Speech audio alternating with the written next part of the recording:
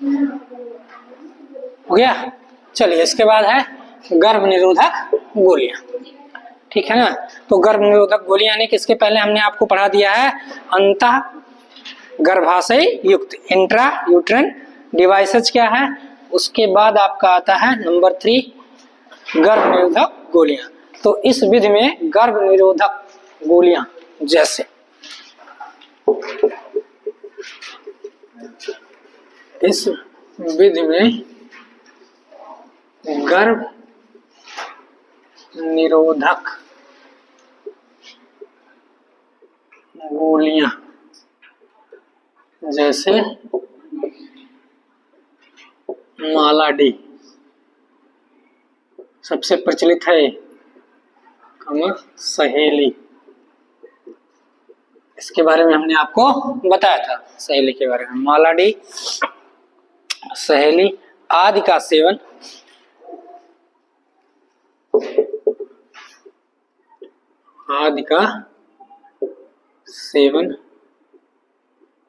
स्त्री के द्वारा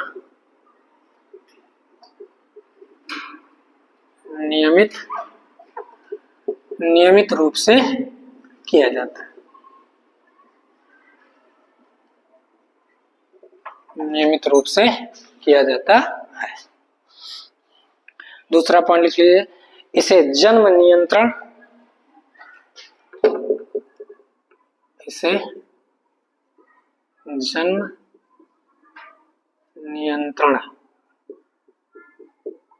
गोलियां, इसे जन्म नियंत्रण गोलियां कहते हैं। गोलियां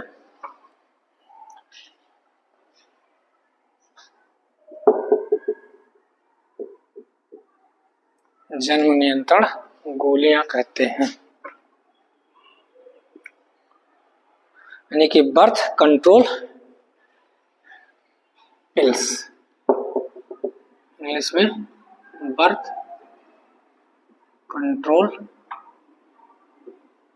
पिल्स कहते हैं। क्लियर, जन्म नियंत्रण गोलियां कहते हैं। इसमें 50 mg एस्ट्रोजन, इसमें 50 mg एस्ट्रोजन हार्मोन्स की बात हो रही है। 50 mg एस्ट्रोजन तथा 1 mg प्रोजेस्टेरॉन तथा 1 mg प्रोजेस्टेरॉन हार्मोन्स होता है, अर्थात दोनों की मात्रा पाई जाती है। एस्ट्रोजन और प्रोजेस्टेरॉन की मात्रा जितने भी क्या होंगे ऐसी गोलियां होंगी। यह गोली ऋतुस्राव प्रारंभ होने से, यह गोली ऋतुस्राव के प्रथम दिन से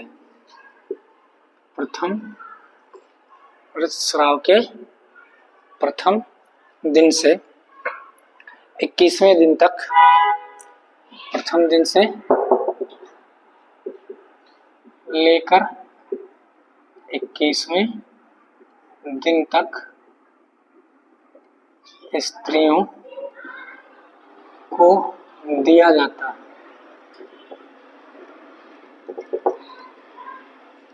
ऋतुस्राव के प्रथम दिन से 21वें दिन तक स्त्रियों को दिया जाता है। इसके सेवन से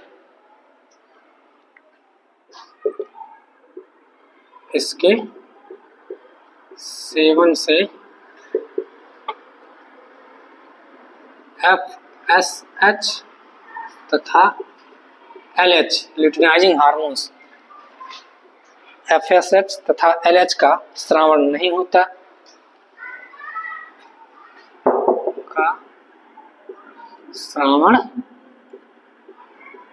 होता, जिससे ग्राफियन पुट्टिका परिपक्व नहीं होती।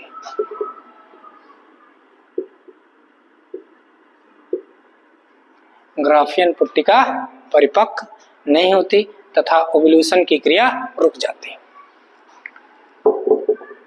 तथा ओवल्यूशन समझ रहे हैं ना, अंडोत्सर्ग, ओवल्यूशन की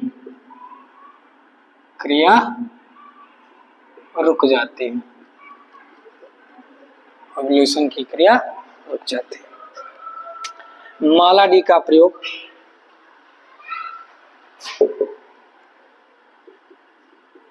माला डी का प्रयोग सर्वाधिक रूप से किया जाता है। माला डी का प्रयोग सर्वाधिक रूप से किया जाता है। इसका प्रयोग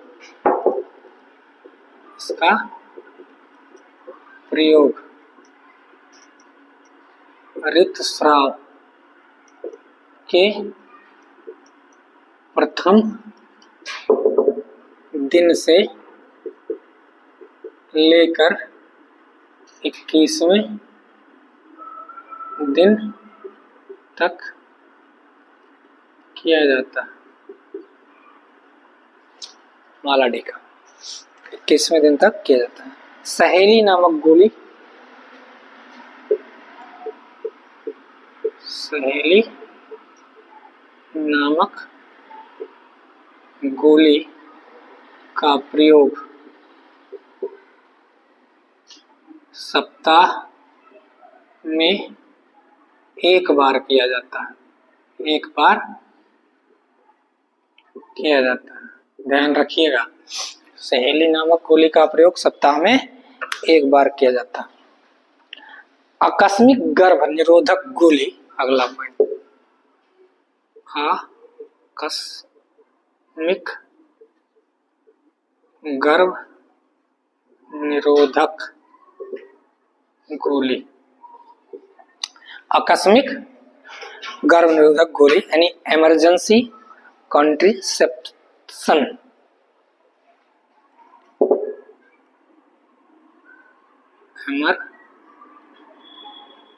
इमरजेंसी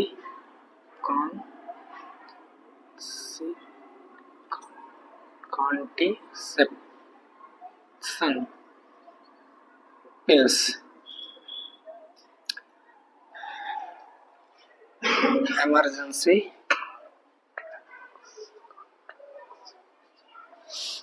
इमरजेंसी जो क्या होगा यानी कि आकस्मिक गर्भ निरोधक गोली कौन है? प्रेवन। एक टैबलेट आती है प्रेवन, नाम है इसका प्रेवन नामक गोली को कहते हैं। प्रेवन नामक गोली को कहते हैं, यानी आकस्मिक गर्भ निरोधक गोली किसे कहते हैं? प्रेवन नामक गोली को आकस्मिक गर्भ निरोधक गोली कहते हैं। इसका प्रयोग संभोग के 72 घंटे के अंदर, इसका प्रयोग संभोग के 72 घंटे के अंदर, इसका प्रयोग संभोग के 72 घंटे के अंदर करने से गर्भ नहीं ठहरता, करने से गर्भ नहीं ठहरता है। क्लियर? तो ये आपको हम पढ़ा क्या रहे हैं? गर्भ निरोधक। ठीक है, गर्भ निरोधक में कुछ क्या होती है? गर्भ निरोधक गोलियां का भी प्रयोग किया जाता है। अभी हमने आपको बता दिया इसके पहले कि IUD यानी कि इंट्रायूट्रिन डिवाइस क्या है और कौन कौन से इंट्रायूट्रिन डिवाइस हैं और कहाँ लगाए जाते हैं। तो गर्भ निरोधक हम लोग पढ़ रहे हैं कि गर्भ निरोधक की 2 विधियां हैं। एक तो गर्भ निरोधक की स्थायी विधि है और एक गर्भ निरोधक की अस्थायी विधि है। तो हम सबसे पहले अस्थायी विधियों का जिक्र कर रहे हैं कि गर्भ निरोधक की अस्थायी विधियां कौन कौन सी हैं। तो यह आपका गर्भ निरोधक गोलियां जो होती हैं वह भी गर्भ निरोधक की अस्थायी विधियों में आती हैं। ठीक, तो गर्भ निरोधक गोलियों के अंतर्गत यह क्या होता है, यह एक ऐसी गोली होती है जिसका प्रयोग स्त्री मुंह के द्वारा करती है। इस गोलियों के अंतर्गत कौन कौन सी आती हैं? सबसे प्रचलित है माला डी। गर्भ निरोधक गोलियों में सबसे प्रचलित गोली कौन सी है? माला डी। और दूसरी आपकी है सहेली आदि का सेवन स्त्री के द्वारा नियमित रूप से किया जाता है। तो माला डी को या सहेली को क्या कहते हैं? इसे जन्म नियंत्रण गोली यानी कि बर्थ कंट्रोल पिल्स कहा जाता है। क्या कहते हैं? बर्थ कंट्रोल पिल्स कहते हैं। मतलब कि यह गर्भधारण को बचाता है, गर्भधारण को रोकता है, गर्भधारण को रोकता है। तो जितनी भी गोलियां, याद रखिएगा, जितनी भी गोलियां क्या की गई हैं, गर्भ निरोधक गोलियों का जो फॉर्मेशन हुआ है, जो बनाई गई हैं, वह किस दृष्टिकोण पर है? उसमें दोनों चीजें पाई जाएंगी, दोनों प्रकार के हार्मोन्स, एस्ट्रोजन भी और प्रोजेस्टेरॉन भी। समझ रहे हैं ना? तो गर्भ निरोधक गोलियों में याद रखिएगा कि जो गर्भ निरोधक गोलियां बनाई जाती हैं उसमें 50 mg एस्ट्रोजन और 1 mg प्रोजेस्टेरॉन हार्मोन्स होते हैं।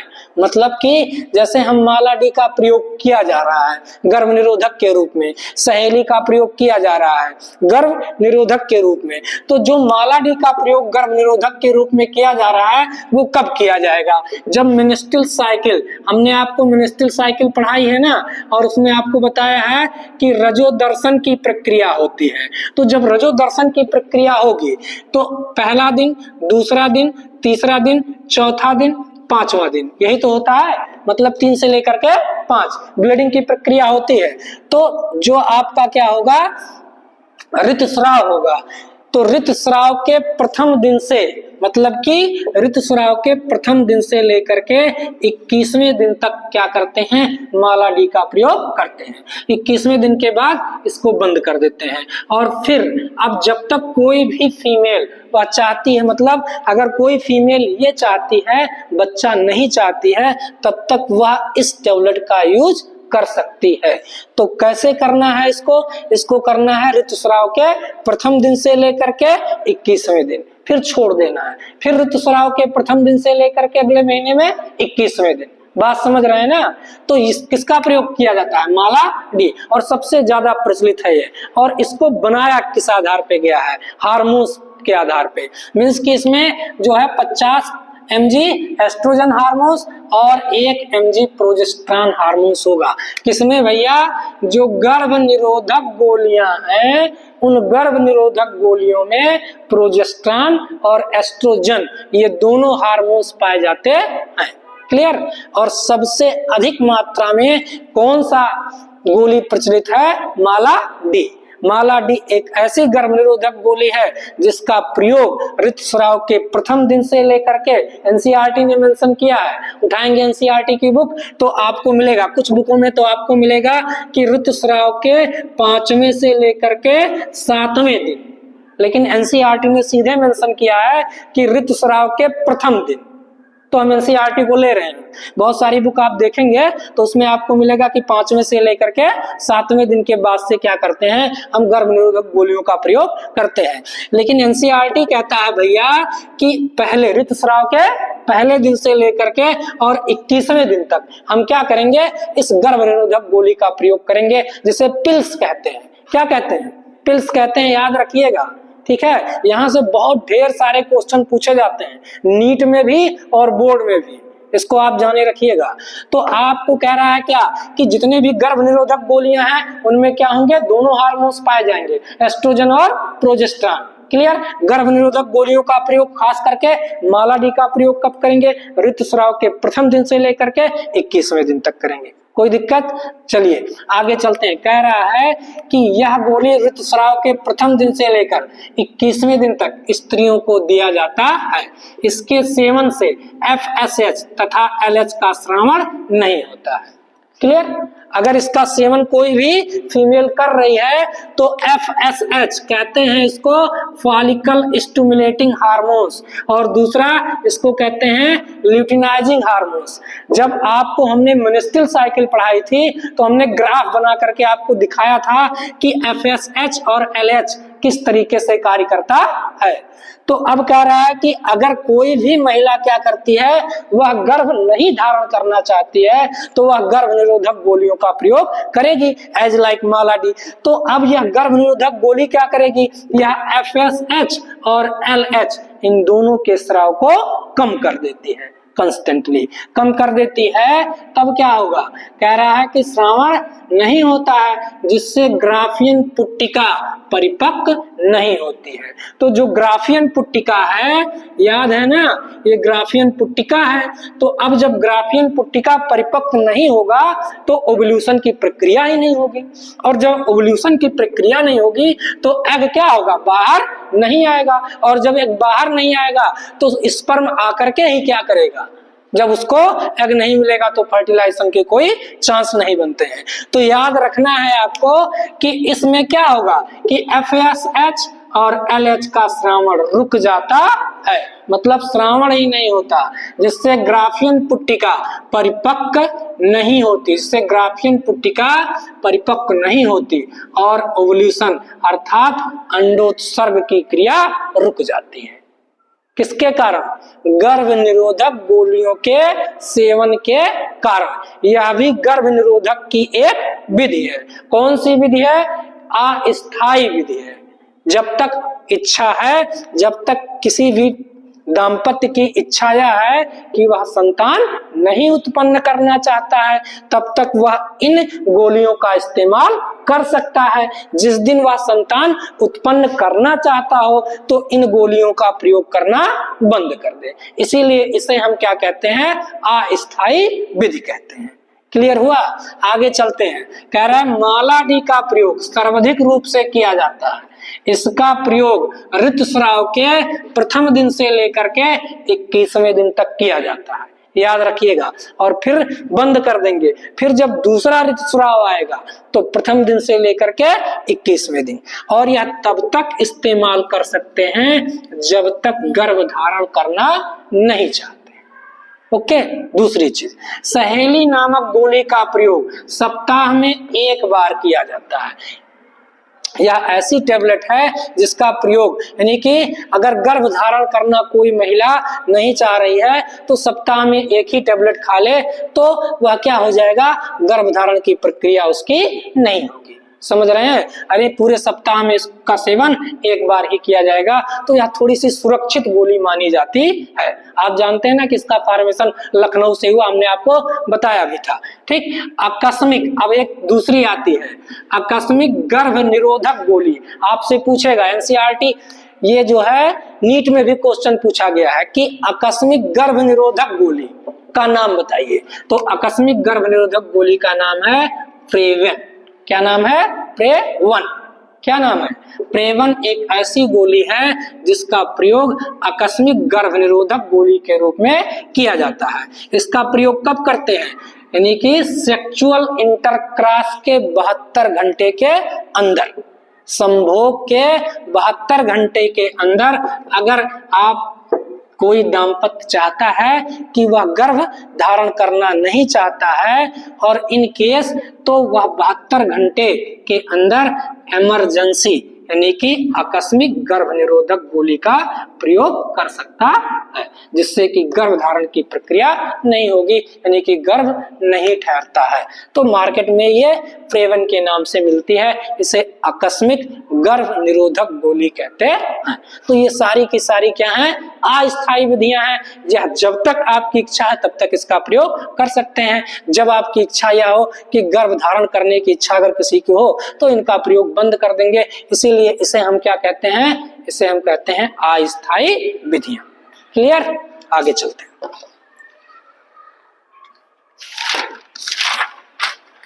अब उसके बाद आएगी क्या, गर्भ निरोधक की स्थायी विधि। Any problem?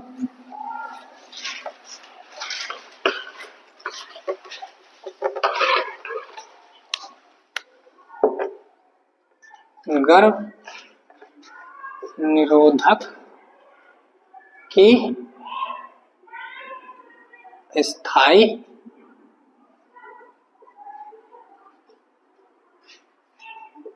विधियां, गर्भ निरोधक की स्थायी विधियां, या इसको कहते हैं शल्य क्रियात्मक विधियां।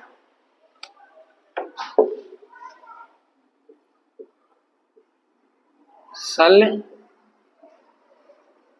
क्रियात्मक विधियां, शल्य क्रियात्मक विधियां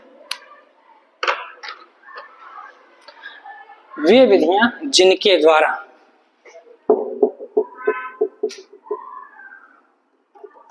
वे विधियां जिनके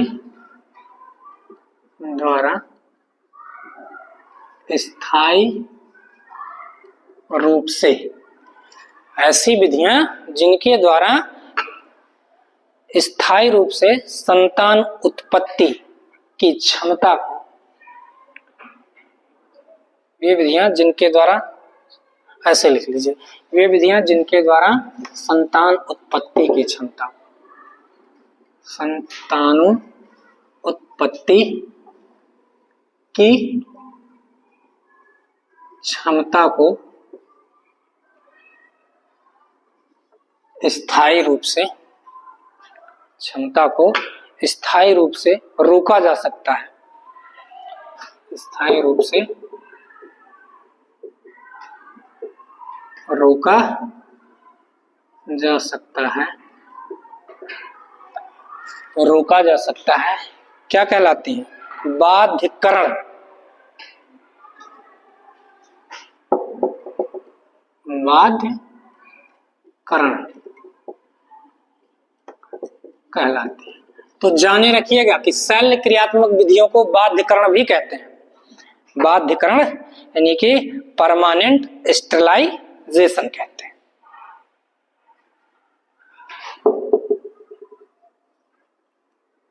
परमानेंट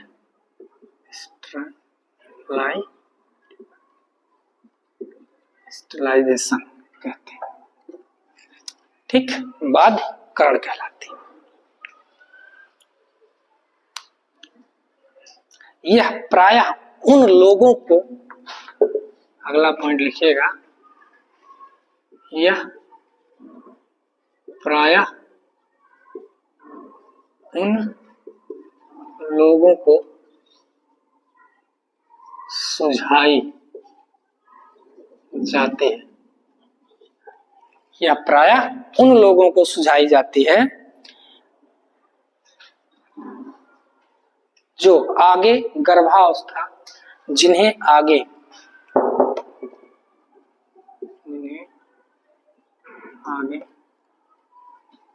गर्भावस्था इन्हें आगे गर्भावस्था नहीं चाहिए, गर्भावस्था नहीं चाहिए, मतलब यह विधि उन लोगों को सुझाई जाती है जिन्हें आगे गर्भावस्था नहीं चाहिए, तथा इसे स्थायी माध्यम के रूप में,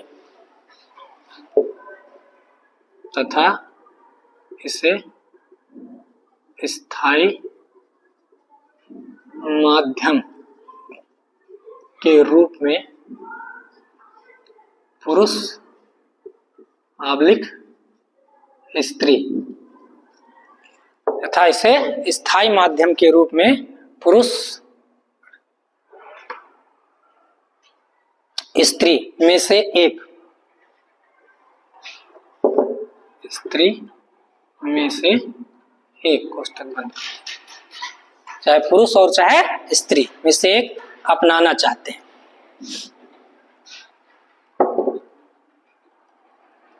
अपनाना चाहते, पुरुष या स्त्री में से एक क्या करना चाहते हैं? अपनाना चाहते हैं। शल्य क्रिया की दखलंदाजी से, शल्य क्रिया के दखलंदाजी से युग्मक, सल क्रिया के दखलंदाजी से युग्मक परिवहन रोक दिया जाता है। युग्मक परिवहन रोक दिया जाता है। युग्मक परिवहन रोक दिया जाता है। फलतः गर्भधान नहीं होता। फलतः गर्भधान नहीं होता। गर्भधान नहीं होता। बाध्यकरण प्रक्रिया को पुरुषों के लिए, बाध्यकरण प्रक्रिया, बाध्यकरण प्रक्रिया को पुरुषों के लिए,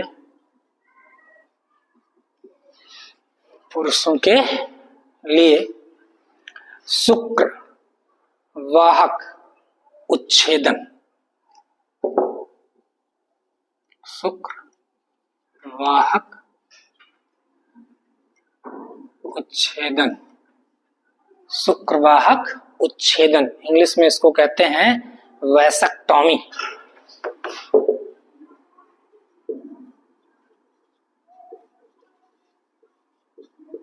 पुस्तक में लिख लीजिएगा वैसेक्टॉमी। तथा महिलाओं के लिए इसे नलिका उच्छेदन, तथा महिलाओं के लिए इसे नलिका उच्छेदन क्या कहते हैं? ट्यूबेक्टॉमी।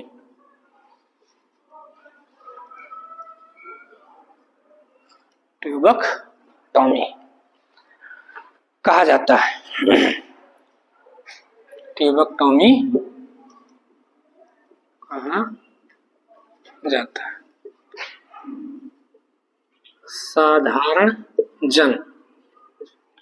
साधारण जन इन क्रियाओं को,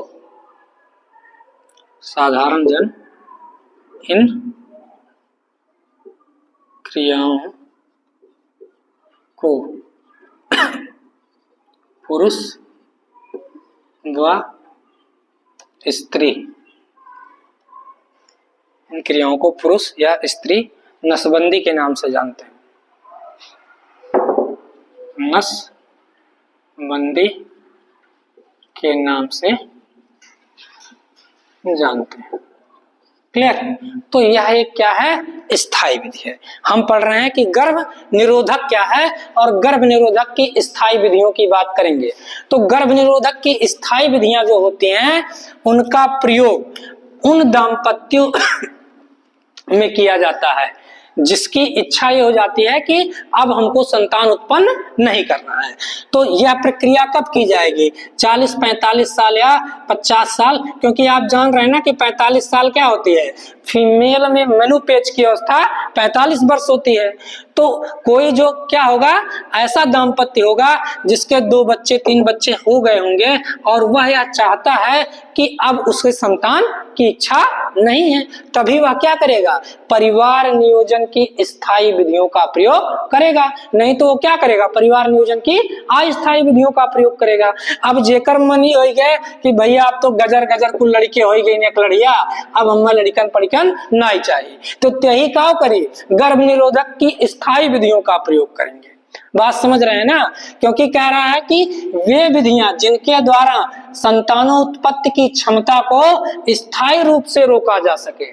तो जब क्या हो जाएगा? शल्य क्रियात्मक विधि आप अपनाएंगे, सर्जिकल मेथड है ना, ये सर्जरी कर दी जाएगी। तो जब इस विधि में अब क्या होगा? कोई चांस नहीं बचता कि जिसका नसबंदी हो जाए, जिस पुरुष या जिस महिला का, फिर उसके बच्चे हो जाए, तो अब तो कोई चांस, कोई अवसर नहीं बनता है।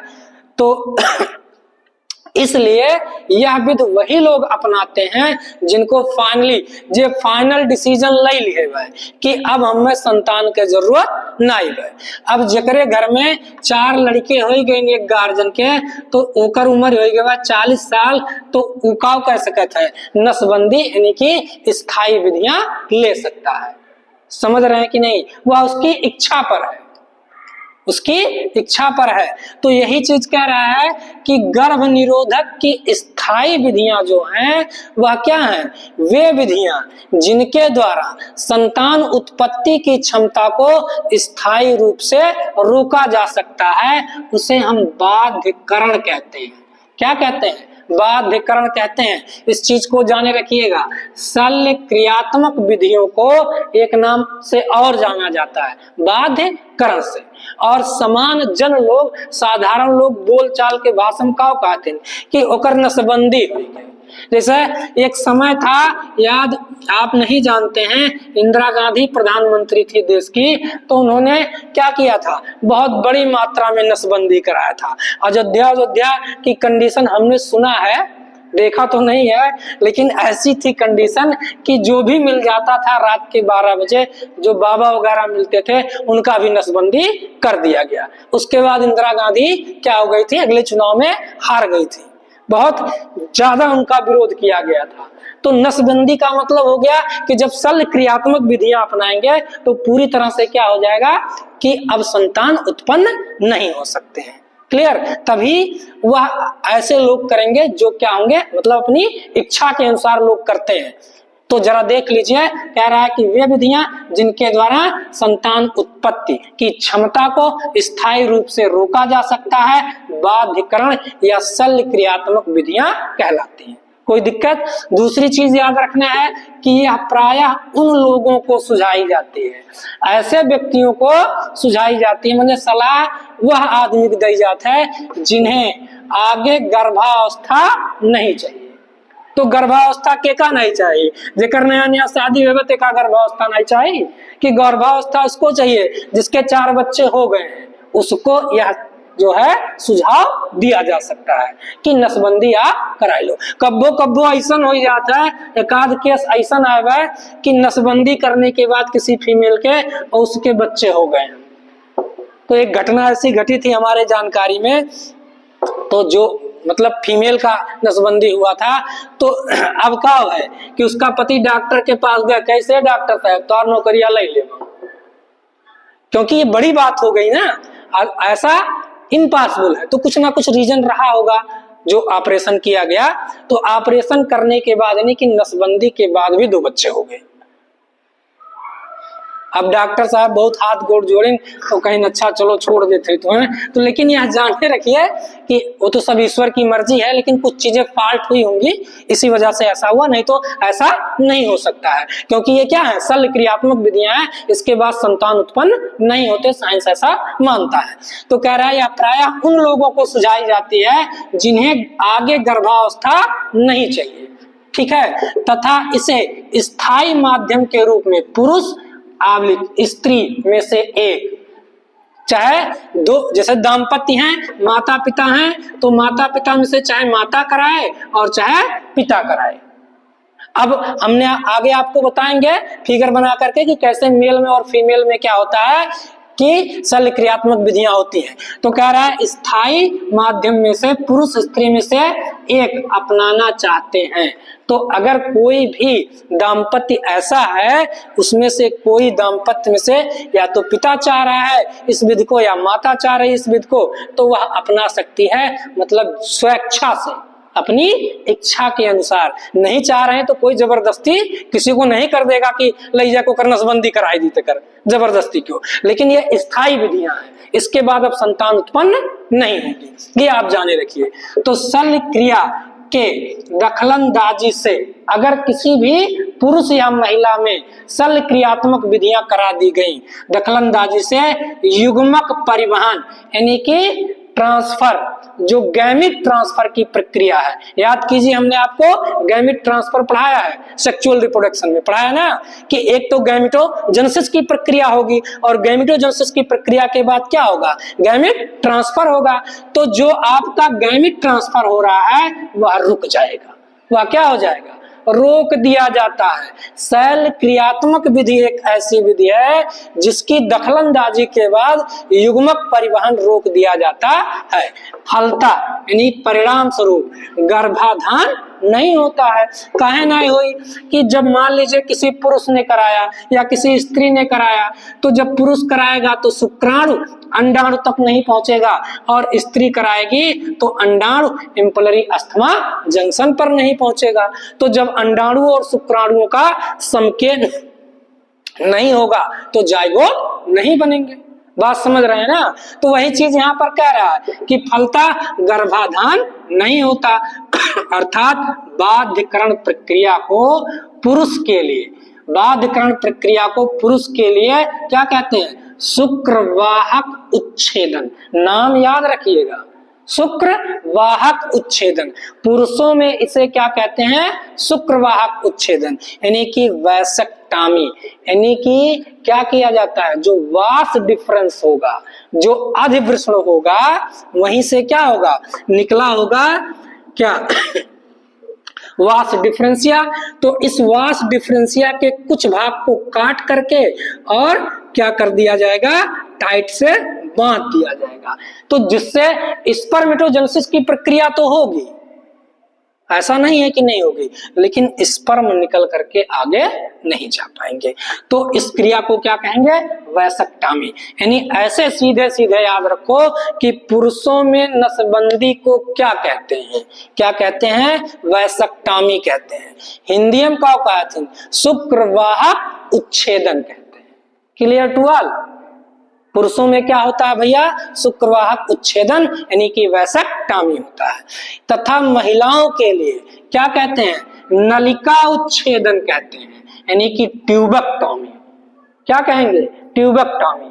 ठीक है ना। फैलोपियन ट्यूब जो होगा उसको काट करके बांधना होगा। कैसे बांधेंगे हम एज ए फिगर आपको दिखाएंगे, लेकिन अभी आप केवल समझिए कि इसमें क्या करते हैं, महिलाओं में नसबंदी को किस नाम से जानते हैं, किस नाम से जानते हैं, नलिका उच्छेदन के नाम से जानते हैं या ट्यूबेक्टॉमी कहा जाता है।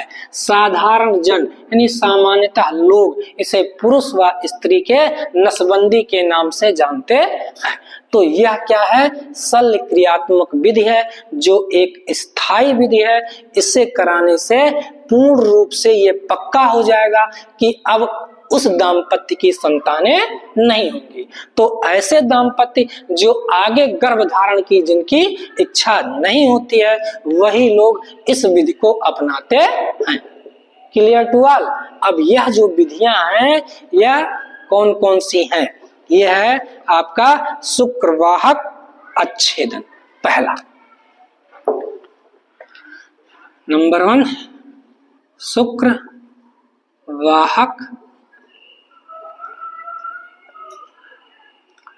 शुक्रवाहक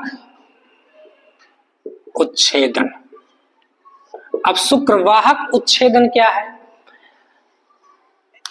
इस विधि द्वारा पुरुषों में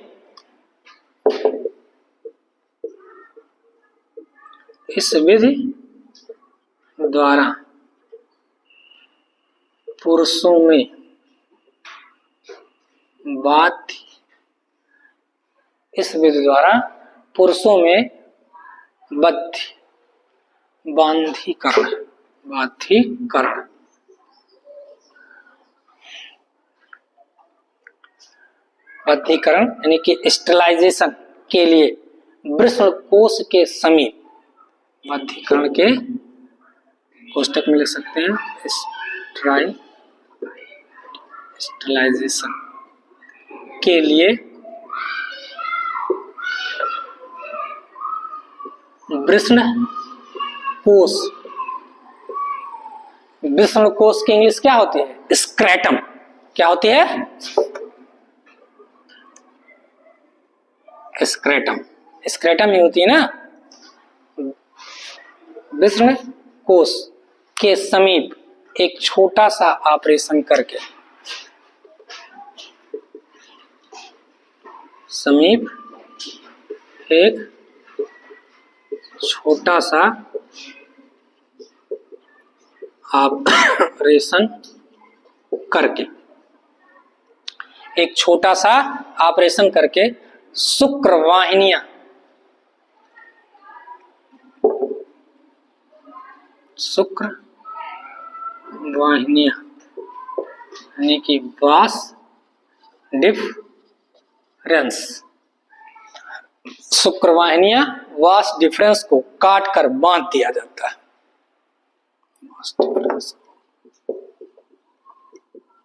काट कर बांध दिया जाता है। क्लियर, काट कर बांध दिया जाता है, जिसके कारण शुक्राणु वीर्य में नहीं पहुंच पाते, जिसके कारण शुक्राणु वीर्य में नहीं पहुंच पाते, जिसके कारण शुक्राणु वीर्य में नहीं पहुंच पाते। इस शल्य क्रिया को वैसेक्टोमी कहते हैं। शल्य क्रिया को क्या कहते हैं? वैसेक्टोमी।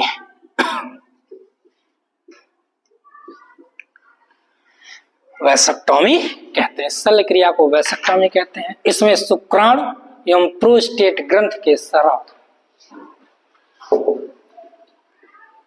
इसमें शुक्राणु एवं प्रोस्टेट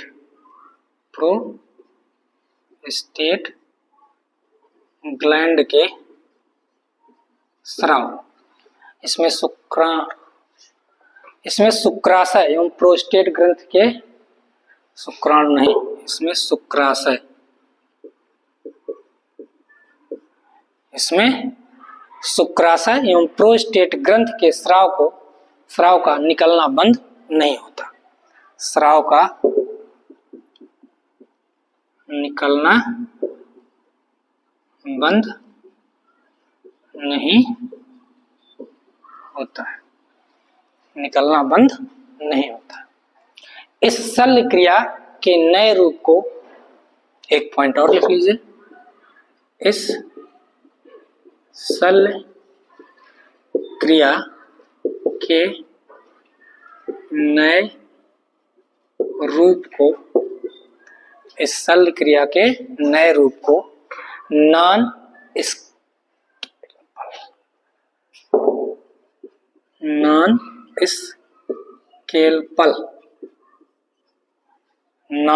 स्केलपल वैसेक्टोमी कहते हैं।